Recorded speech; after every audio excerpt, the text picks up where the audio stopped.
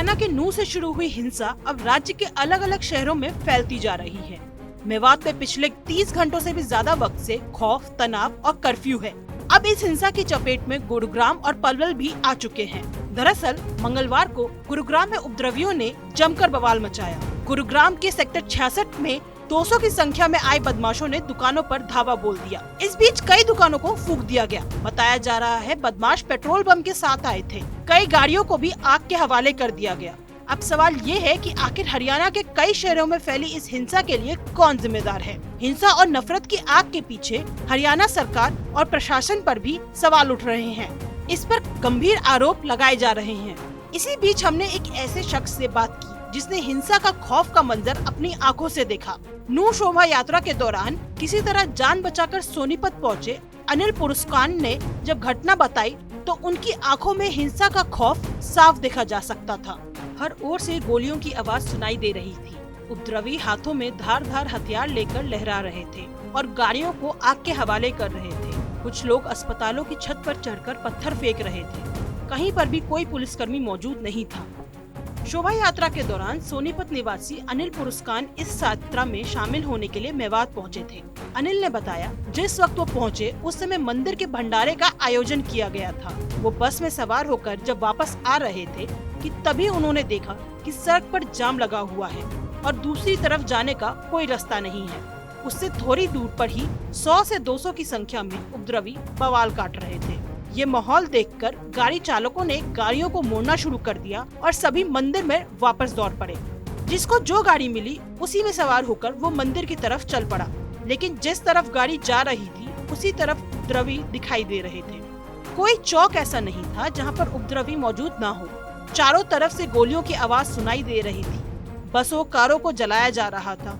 अनिल ने बताया कि वो जिस बस में सवार था उसे उपद्रवी जलाने की बात कर रहे थे। ये सुनकर वो गाड़ी से नीचे उतरा और भागने लगा।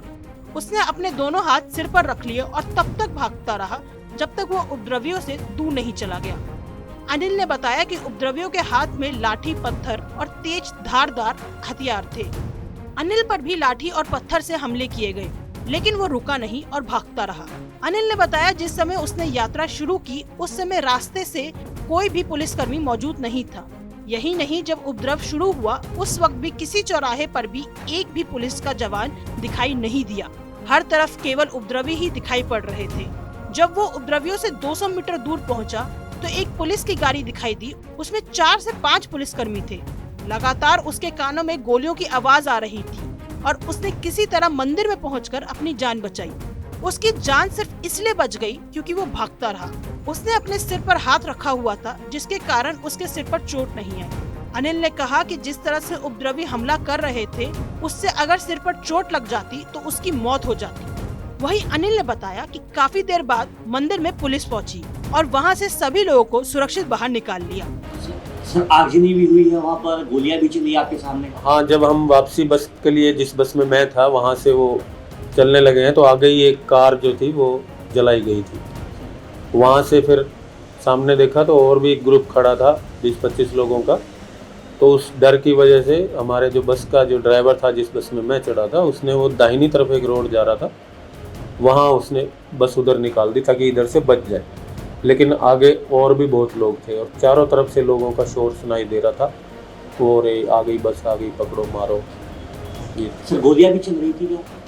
गोलियां सर, जब वापस हम लोग मंदिर में ये लोग चले गए थे मैं इनसे अलग हो गया था और मुझे भागते भागते 2-3 किलोमीटर तक जितने भी जहाँ भी वो लोग थे, कोई राइट साइड से कोई लेफ्ट साइड से, वो कुछ ना कुछ उनके हाथ में था। कोई पत्थर ले रहा था, कोई बांस, कोई लाठी, डंडे, वो मारते चले गए। घातक हथियार भी थे सर उनके पास? घातक हथियार भी थे जी, क्योंकि आवाज़ें आ रही थी गोली चलने की, लेकिन मेरे सामने मैंने नहीं देखा। कुछ चक्कू वक्कू इस तरह के ले रहे थे। आपको ये वीडियो कैसा लगा हमें कमेंट सेक्शन में बताएं और इस वीडियो को लाइक और शेयर जरूर करें। और देश दुनिया की बाकी बड़ी खबरों के लिए देखते रहिए TV9 भारतवर्ष का YouTube चैनल।